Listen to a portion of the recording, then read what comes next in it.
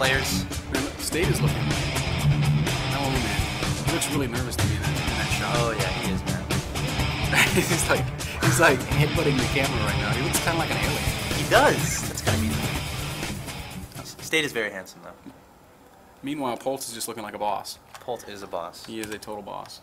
All right, Bitter, you can go ahead and introduce. All right, bro. We've got spawned up here in the top right-hand corner of the screen, representing Team Vile and representing Protoss players everywhere. It is State. State has, I think I counted 6 people cheering for him. Really? Yeah. Kind of 20. Only one guy was clapping, though. And down in the bottom left-hand corner of the screen, his opponent for Team SCV Life is Polt. I think the same guy cheered. Was like, yeah, the same guy cheered, and then That's there's okay. like 30 people clapping for Polt. So it's all good. Polt apparently the fan favorite here in Austin, Texas. Yeah. Do you have any idea where State's from? California. Cool. Yeah. He flew down here. He actually is the reigning champion of this tournament. He won the last one against Inca in the finals. Also some familiar names in this tournament. In Control was actually casting that with me. And then Heavens got third, I think, I want to say. Okay. So some reoccurring blood here in the TESPA series. And actually, I think Vile has pretty much won every TESPA event. Oh, but that's before the prize pool was $10,000. And State is going to have to step up his game if he's going to represent the defending champion. He can do it, man. Although, based on that last game, you know, he's definitely hit a bit of a wall. And Polt is so good. He multitasks on another level. And really, Polt just, at a time when other players seem to struggle in the matchup a little bit, Polt continues to look really good. Now, granted, this is literally a top level Korean against you know, a full-time student. So it is what it is, though. It is indeed. You know, State can be the hero for us all, the hero we deserve, but not the one we need. Exactly. You either live long enough to become a hero. What is it? You either die a hero or you live long enough to become the villain. Yes, that's it. Will State be our hero? We'll see. But it looks like starting builds here. We have an early gas from Polt. No add-on just yet on his barracks. Did State scout that gas? Yes, he did. Yeah, he's got a decent idea of what he's up against, it seems. Now, Polt, like many of the top Koreans, is a guy that's not afraid to do like delayed Banshee stuff. But this is actually a reactor going up on that barracks. Second gas. I'm not really sure what to make of this. Second gas and. It has to be a factory. This has to be a 1-on-1 type play. Yeah, it could absolutely be a 1-1-1.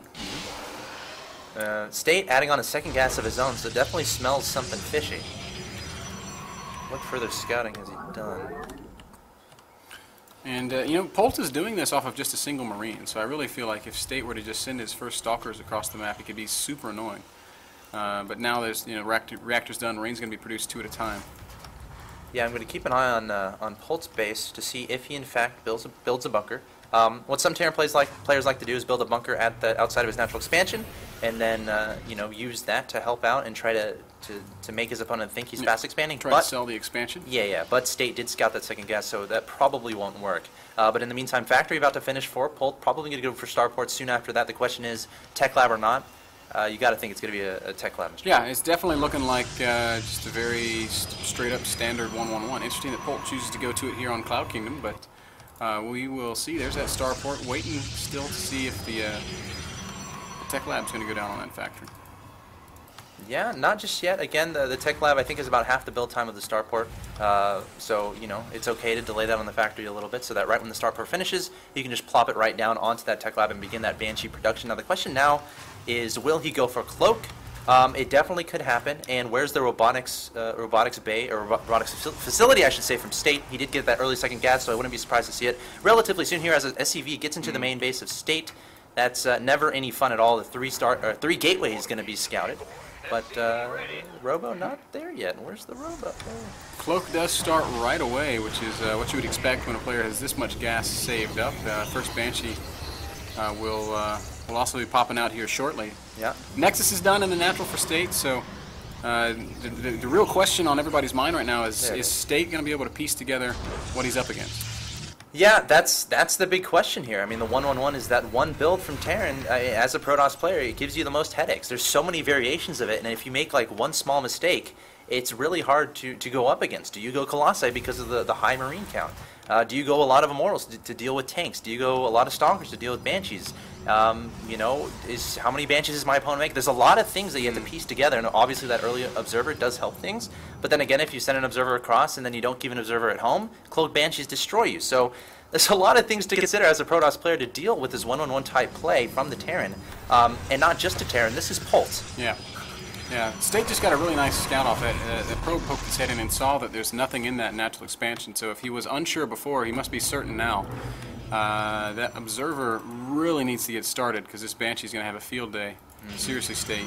Does he have an Observer out? He does have one, I think. No, there's not an Observer anywhere on the map at all. Uh-oh. And there's not one in production, and, oh man. This game could actually just be over.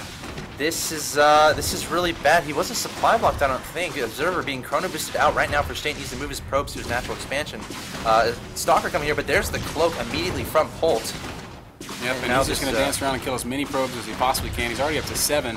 Wow. 8. He's going to get a 9th probe. No, he's not. Observer. Oh, he does get a 9th probe. Observer is going to pop out. There's 2 Stalkers underneath, so the Banshee's got to head for the hills. And she will do just that. Gets out of there with her life intact, and that's some pretty substantial damage being taken there by State. Knocks him down to 26 probes against 28 SCVs. Yeah, he's definitely not out of it. He's teching up to Colossi. Again, you know, trying to counter that heavy Marine play as the Stalkers from State hit his own assimilator, but I'm not sure what happened there. Yeah, it happens. Yep. Second Observer going to be chrono boosted out as well, so he will basically be able to thwart any additional Banshee aggression as long as he positions his units appropriately. But here comes the real scary part of this push. It's Marines, tanks, or even a Raven in the mix, as well as additional Banshees. Siege mode about 30% complete, so it should be more or less finishing right as Polt arrives. And I've got to say, I'm not too confident in the Army of State right now. He's chrono boosting an empty robotics. He's got no Immortals out. His gateway count is quite low. He's gone to Robotics Bay, which appears to say, hey, I want to get a Colossus out. Not out.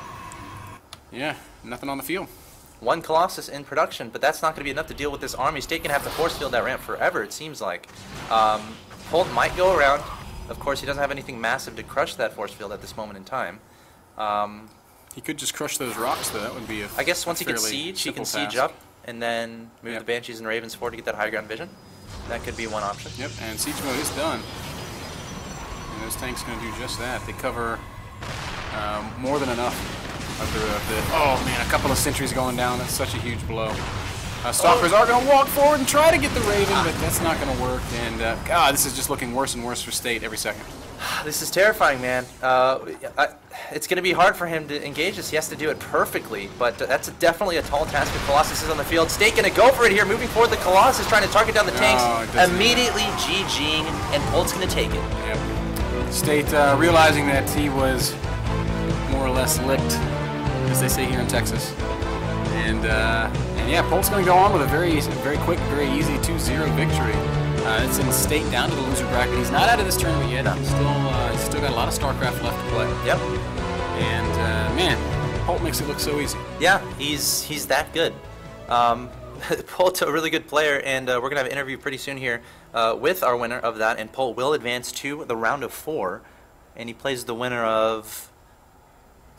Do we know? Yeah, we do know. Is it White Raw? I can actually tell you he plays the winner of Violet versus the Muslim. Do we know the status of that? Yeah. I can. Let's. We can always pull up the old Wikipedia, but I would wager that those games are still going. This series went very quickly. I mean, in an ideal world, if that goes to 3 games, maybe we can jump into the 3rd game of that and get some coverage of that. Very possible. We'll have to wait and see what the production guys have to say about that. But that does mean Polt will play either Violet or the Muslim. Both of those would be really nice games. Oh yeah. And I do think that, especially in TVT, the Muslim could take Polt out. But to do that, he's got to get through Violet, and that is no simple task. Violet is a very, very strong ZVT player. He looked so unbelievably strong against Dragon. 2-0ing him, of course. We'll see. Anything can happen in this tournament. We've seen a lot of pretty crazy upsets, I would say. That is right.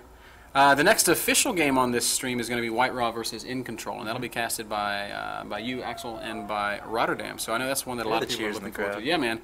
Like White and In Control, two of the biggest, like most beloved people in the community. I mean, both of them just work tirelessly for the growth and betterment of esports, and it's actually really sad that one of them has to kill the other. It is. That's a very graphic way of putting it, but I'm okay with it. 2 men enter, 1 man leaves. Yeah, that's what it is. Play a best of 3 in StarCraft, and then just cut the throat of the guy that loses. Whoa. He's done. That's brutal. Yeah. No, it'd have to be, we have to do Texas style. So we have to give them guns, and then they do the walk, and then they turn around and shoot. What is that called? Like the quick draw or something? It's like a duel, but that's not really how it works. You know the Code Duello rules? What are they? Should we do it? I challenge you to do a duel. Well, here are the rules. Let me explain to you the historical rules for dueling. Okay. You have 2 people. Like you challenge me. Right. And then each of us chooses a proxy. A proxy? Yeah. So like I could choose Rotterdam. You could choose I don't know, In Control. Okay. And if either one of us doesn't show up to the duel, then our proxy has to do it. Ooh. So that's one of the rules. But then we would like say we duel with pistols. So we would stand whatever agreed upon distance apart from one another. And the rule is you can shoot whenever you want to shoot. There's no walking and turning. You shoot whenever you want to shoot. But if you miss, you have to stand there. Oh, yeah. I think I've heard this. That's the rule. Oh, yeah. I read that one time in school, but I sleep a lot in school. Yeah, you have to just stand there and take it. Now, Andrew Jackson was a very talented duelist. He was well known for standing in the mirror and practicing his dueling stance so that he could stand in such a way that if he got shot, it was very unlikely that his heart would get hit. That's sick. So he'd like stand in the mirror and like pose at like the perfect pose, like this. And you be careful, dude. Someone's gonna take a screenshot of that, and there's gonna be another post on Reddit at the top. You gotta be careful, man. Yeah, man. It's all good. It's crazy. History lesson from MrBitter here at the $10,000 Lone Star Clash. I think Alexander Hamilton was killed in a duel. I think you're right. But I don't remember who against. I'm not sure. Maybe it was... The crowd is shouting. They're shouting something. I think they're shouting... Shout a little louder. Starts with a B. Say it at once. 1, 2, 3. Burr. Burr? I think so. I think that's the answer that we can agree upon. Is that who killed? I guess that's who they're saying killed Hamilton? Killed Hamilton, yeah. Thank you, audience. One of the luxuries of hosting a tournament on a college campus is if you don't know anything, you can just ask the audience. It's much better than the Who Wants to Be a Millionaire audience. Right. So, anyway, guys. With something else to ask him. This is fun. Next question, who are we about to kick the show over to? Nobody knows. 3, 2, 1. Nobody knows. The answer, of course, is Rachel. Rachel. Rachel should be up on stage any second now. Any second. Where she will be talking to our winner. Or having a duel with him, one of the two. Sorry about that, guys. I'm just tracking down all the bits and pieces of this interview. Jeff, do you mind if I move this chair behind you? Sorry. Everybody's got their headphones on everywhere. So I'd like to have Polt, the winner of our last game, join me on stage. Polt, if you'd like to come on out here. We have... Either side, I don't know. Hey!